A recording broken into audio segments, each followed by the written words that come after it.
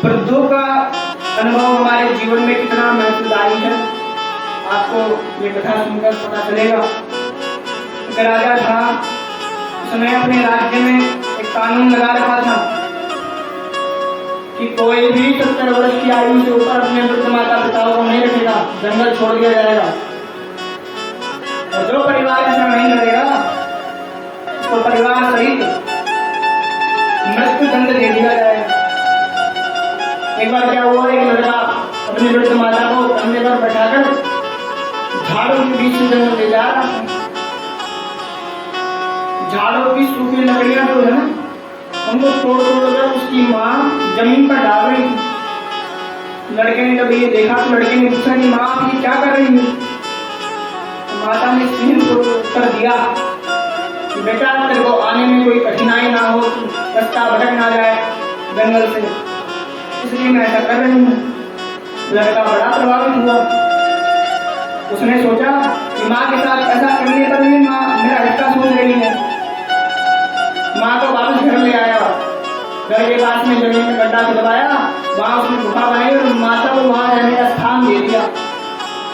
वहीं माँ की सेवा करता, वहीं भोजन देता माता को, और वहीं उनकी जरूरत की जो सामग्री आती वहां उपलब्ध कराता। किसी को पता न चल पाया कि इसके यहाँ वृद्ध माता है। एक बार क्या हुआ, दूसरे देश ने उनके देश पर आक्रमण कर दिया। तो आक्रमण करने वाले देश के राजा ने कहा कि 2 प्रश्न हैं, यदि इनके उत्तर दे दो तो सबको छोड़ दिया जाएगा, सबको मुक्त कर दिया जाएगा, राज्य का अस्तित्व बहाल कर दिया जाएगा। पहली समस्या यह है कि एक शीशे के हांडी में कद्दू भर दो। और वो लड़का भी वहीं खड़ा था जो अपनी माता को लेकर आया था, वापिस जंगल में नहीं छोड़ के आया था। तो वो अपनी माँ के पास में गया तो माँ को सारी समस्या बताई।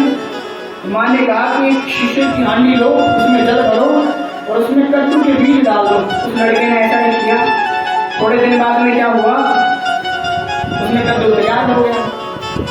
जिस राज्य के ऊपर आक्रमण हुआ था उस राज्य के राजा ने जब देखा तो बड़ा प्रसन्न हुआ।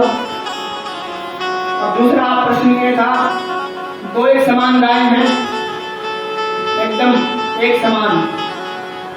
अब ये बताना है कि बेटी कौन है और माँ कौन है। अब वो फिर अपनी माता के पास में गया, वो लड़का अपनी माँ के पास में गया तो उसने वही प्रश्न किया वापिस जाकर बताना है। तो माँ ने बताया कि दोनों के सामने एक साथ घास रखो। माँ बेटी को देखकर ही घास खाएगी, बेटी खाएगी जब ही माँ खाएगी। इससे तुम्हें पता चल जाएगा कौन माँ है और कौन बेटी है। जो पहले खाएगी वो बेटी, जो बाद में खाएगी देखकर वो माँ। अब वो गया, उसने ऐसा ही किया। राजा बड़ा प्रसन्न हुआ। उसने कहा तुमने ऐसे कैसे किया?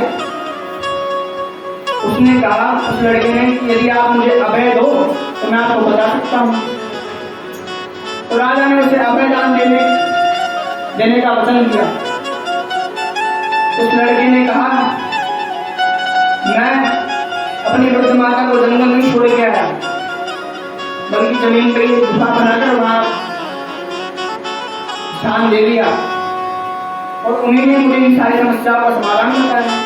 तो राजा तो बड़ा पश्चाताप करने लगा। उसने उस कानून को उठाया, उसने घोषणा कर दी, आदेश दे दिया कि अब से कोई भी अपने माता पिता को जंगल नहीं छोड़ के आएगा। तो जो भी छोड़ के आए हैं वो वापस ले आए अपने माता पिता को और उनकी भरपूर सेवा करें।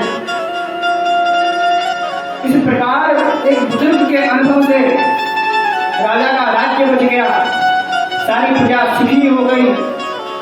घर, परिवार, समाज, राष्ट्र के लिए बुजुर्गों का अनुभव बड़ा काम का होता है। वे हमारे लिए भार नहीं बल्कि वो तो पतवार होते हैं जो कि हमारी जीवन नैया को संकटों में सुगमता से पार लगाने का काम कर सकते हैं।